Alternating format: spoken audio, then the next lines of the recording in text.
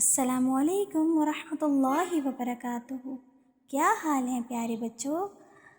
آپ کو پتہ ہے آج ہم اللہ تعالیٰ کے پیارے پیارے نام سیکھیں گے، تو آئیے اللہ تعالیٰ کے نام سیکھتے ہیں۔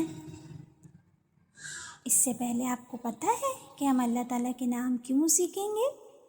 رسول اللہ صلی اللہ علیہ وسلم نے فرمایا، بے شک اللہ تعالیٰ کے 99 نام ہیں، جس نے انہیں یاد کیا یعنی حفظ کیا اور ان کے تقاضوں کو پورا کیا وہ جنت میں داخل ہوگا۔